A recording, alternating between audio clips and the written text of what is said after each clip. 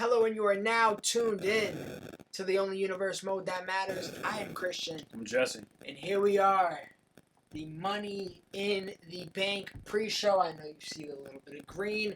Let's get in that spirit. Let's get into the first pay-per-view of the year. And this is also our first pre-show of the year. So if you guys are watching for the very, very first time of the season and never seen a pre-show done before, we just go over some of the matches, give our thoughts, how did we get here, maybe even who we are going to be, maybe even drop some other exclusives on you. Not too sure just yet. But with all that being said, Jesse, big pay-per-view coming up, our first pay-per-view of the year. Yeah, and this is what sets the tone for the rest of the season because, honestly, the way you look at Season 1 for Money in the Bank, Matt Riddle cashed in on Fiend, became a WWE champion. He was the Money in the Bank winner last year.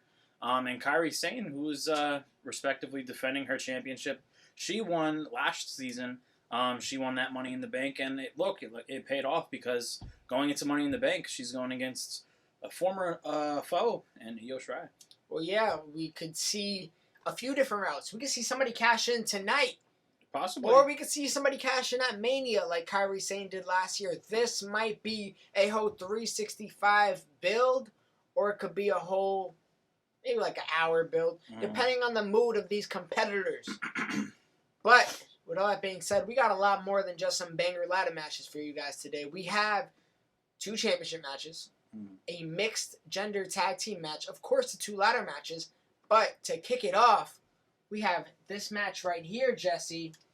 John Cena is having an open challenge. Can you talk a little more about this, being that it is your brand? John Cena back in, I think it was the 2015 John Cena or the 2016 John Cena when he was the United States champion.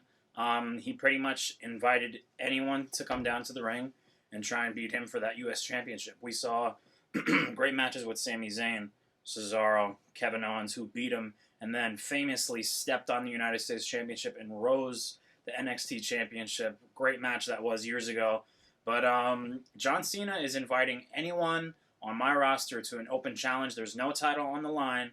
But after a great performance at WrestleMania in Hollywood, where John Cena is going to be the rest of his life, John Cena is opening a challenge to anyone on my roster. It could be someone debuting. It could be someone from previously from Raw making a debut on Friday Night SmackDown. But whoever's going against John Cena, they're going to have to bring it because you know how I feel about John Cena. He is the GOAT. He is my wrestling GOAT. And it better be someone good because if it's not, John Cena could wipe the floor with whoever is going to be in the match tonight. This could stop somebody's push before they get started, or this could absolutely elevate you. If you beat John Cena out the gate, it's only uphill from there. Yeah. For real. So, with that being said, this can also be a little temperature check, a little maybe, I'm not going to say it, but if John Cena loses, his time might be out.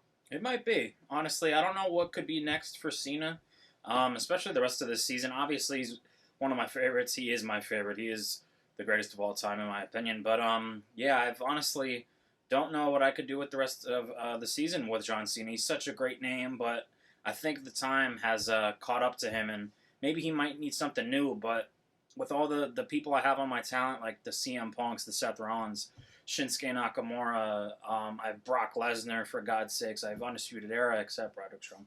But there's things that maybe that might not be there for John Cena in the rest of the season. So if he starts off the season hot, gets a win over the guy he's going to go against tonight, it's a great start for him in Season 2. Puts him right back on track where he ended in Season 1, where he respectively was at WrestleMania in that United States Championship match. But for the opponent, if you beat John Cena, you're up in that upper main card scene and possibly could go against Marlo or Roman Reigns in the future. You never know. Yeah, it's a big match for Big Matt John, but this is also a big match for a guy also named John, but his name is Johnny Gargano. Johnny Gargano and Candice LeRae will be taking on The Fiend and Sister Abigail herself, Liv Morgan, Dead Morgan, whatever you want to call her, the girl with many names. This is going to be a scary one. A lot of stories to be told in that match. If I'm right, this might be the first time we see Liv Morgan and Bray Wyatt actually team up in a mixed gender tag team match. And this is at a pay-per-view, yeah. Well, I was not in general. Who else they faced? No, they went. I remember I did Sister Abigail and Fiend against Becky and Dolph Ziggler. Maybe that happened. Yeah, because they both had a match at SummerSlam. I remember that too. Yeah. But yeah. So in my eyes, this is really just a chapter 1 of what possibly can be a whole trilogy, anthology of maybe beautiful matches. I wanted to see Fiend and Johnny Gargano go at it last year. This might not technically be just that, because we are throwing a little bit of curveballs with the woman getting into it as well. Mm-hmm. But this all started when Johnny Gargano was going up against Drew McIntyre for a Money in the Bank qualifier, and then boom, Firefly Funhouse appears on the Titantron. And you know Fiend, he doesn't do anything without calculation. He doesn't do anything without, I don't want to say thinking, but he just does it. Whatever reason. He does he think? I'm not too sure. But that happened.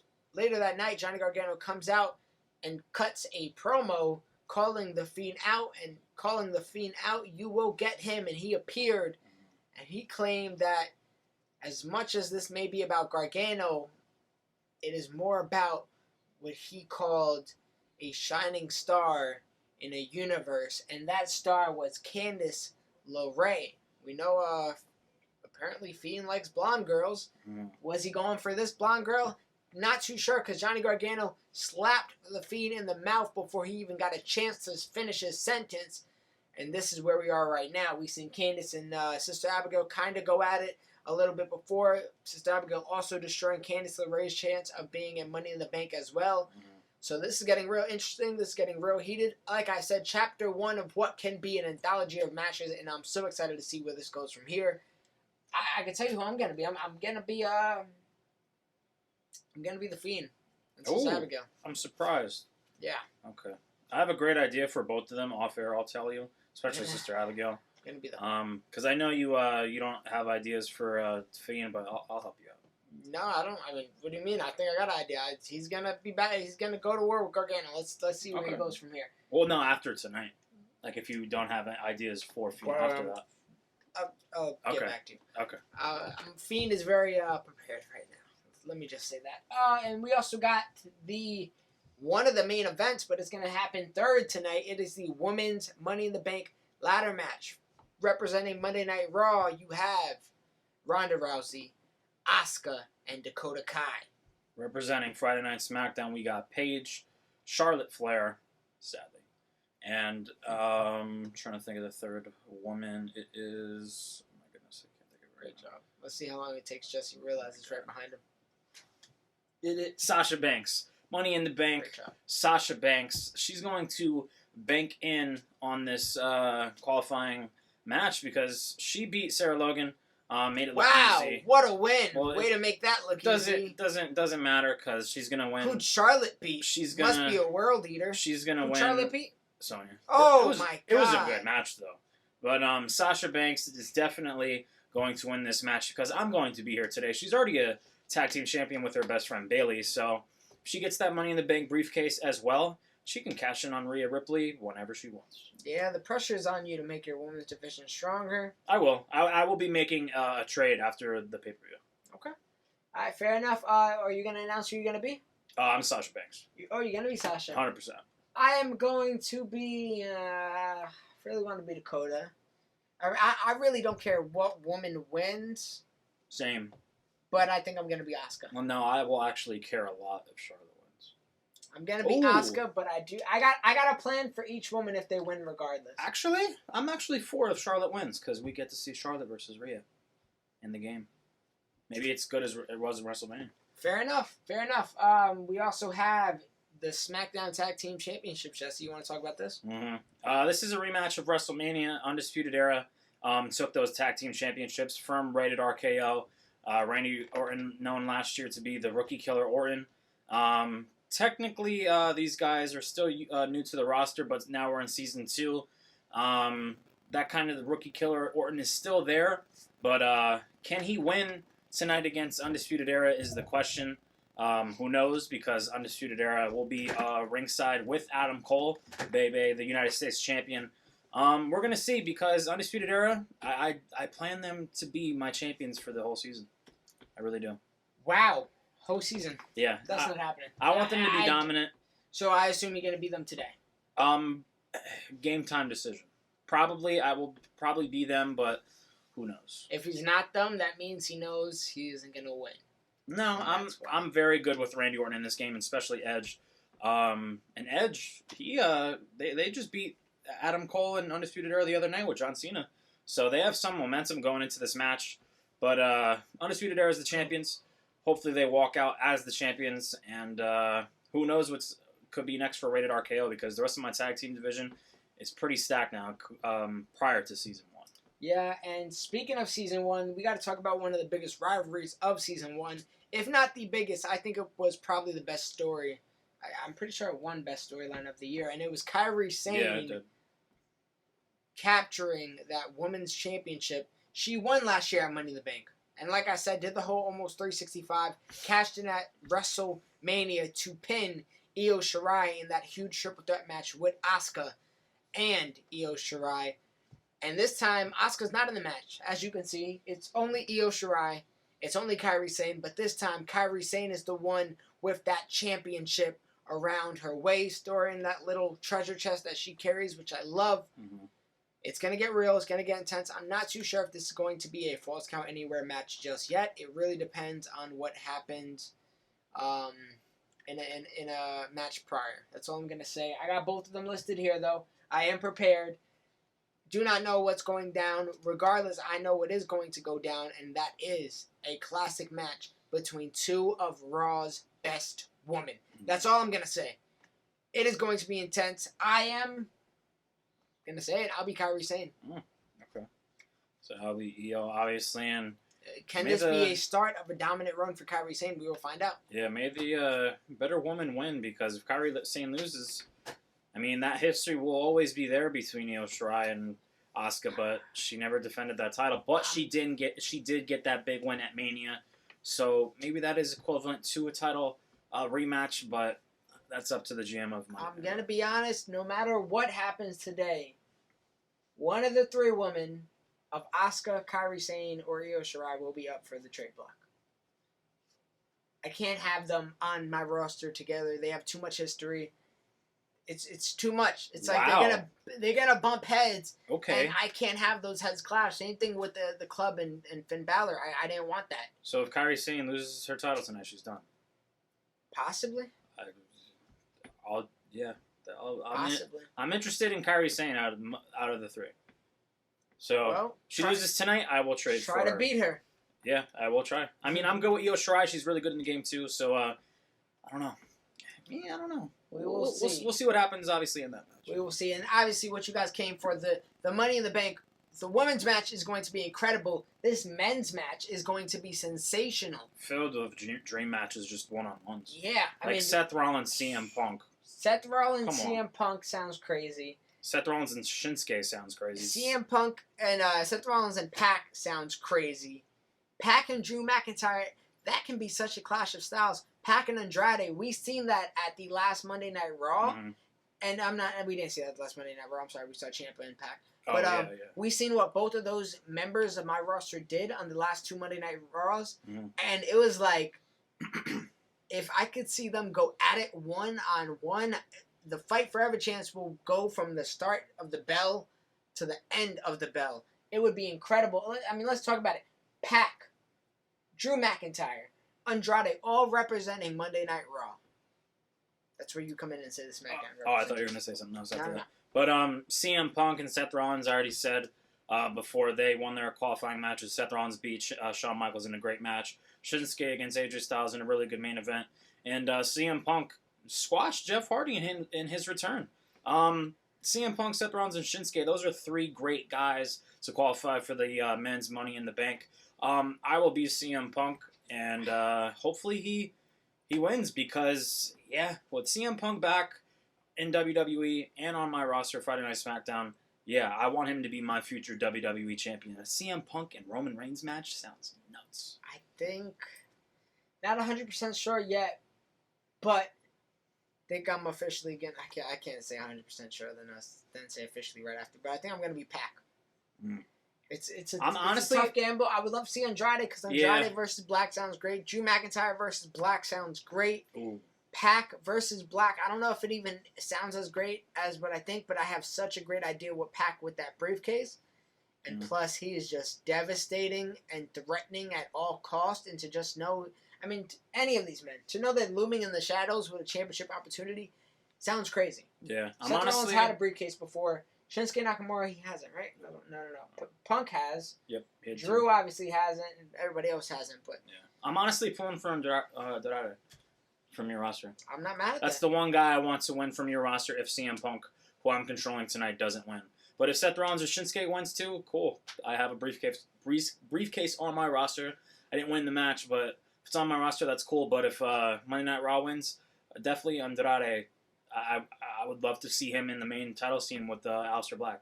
Who knows? Maybe even goes toward Kofi Kingston, because Andrade and a Kofi Kingston match sounds pretty damn good. It does. So, you never know. It does. Guys, with that being said, got a crazy match card for you guys. This is only the first pay-per-view of the year. Next, I think we're going to... It's either Elimination Chamber or Evolution. I got to sit down and really figure out if Evolution is absolutely possible, just because we want to do a huge tournament for Queen of the Ring. And I don't want to have to force it within these Raws. Honestly, maybe we start the build of Evolution even going into Elimination Chamber. Yeah. That's what I'm possibly thinking. I feel we should do Elimination Chamber. Obviously, build a little bit as Elimination Chamber. Yeah, we'll be building for two pay-per-views at the same time, once. which is something we've never done before, but I think it's something that we can handle. Because it progresses the long-term story booking and storytelling that way.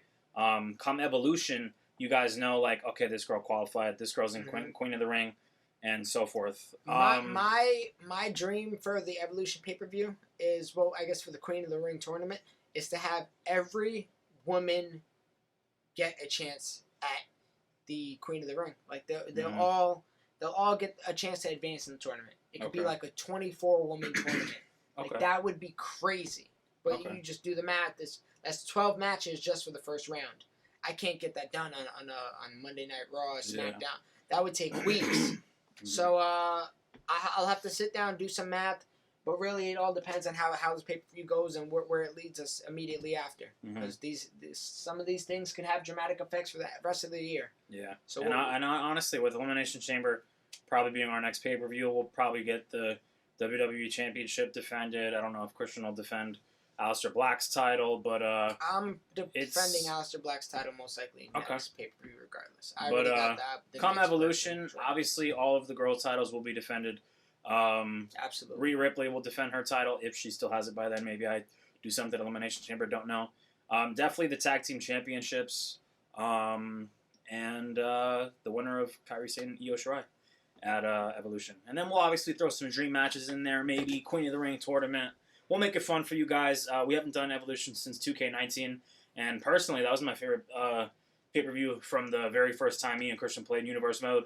So hopefully it's even better. And yeah, Elimination Chamber would be pretty cool too, because those pay-per-views can always be great too because of the chamber match itself. So they bring a lot of twists and turns to it, but there's no bigger twist and turn than somebody getting a championship shot for the rest of the year if they choose to hold out. Guys, so excited to bring you this pay-per-view right here. Me and Jesse are about to click save and record it right away. I'm hoping we do get you a post-show. This drops on Friday. I do have a song dropping Saturday morning. Hope you guys check that out. Saturday morning, which is August, 29th? I can't check my phone because it's recording. 29th. Can you double check that for me? It should be August 29th. Yep. All right, August 29th I'll premiere it at, let's say, 2 p.m. Eastern, August 29th. Live premiere shall be a goodie. Shall be a goodie. I don't know if I will be in the comments. I'll be at work. I'm working that day as well, but I will try to sneak all those messages in. But it's really more so for you guys to communicate with each other like you always do. You guys make that comment section fun. You guys make that comment section livid. And ultimately, I love seeing that live reactions of, oh my God, he just won, she just won, what just happened, and I'm hoping we do have a lot of what just happened moments in this pay-per-view. Guys, thank you so much for watching. As always, please like, comment, share, and subscribe. Ring the bells, get our new updated videos, and we'll catch you on the other side of the universe. Peace. Tell me you don't like this. I put money in your pockets, make them jeans a tight fit. I know I ain't good for you, but we all got vices. I told Shorty keep a distance, cause coronavirus. Ayy, let me stop playing. Why you smiling, smack your grin off with a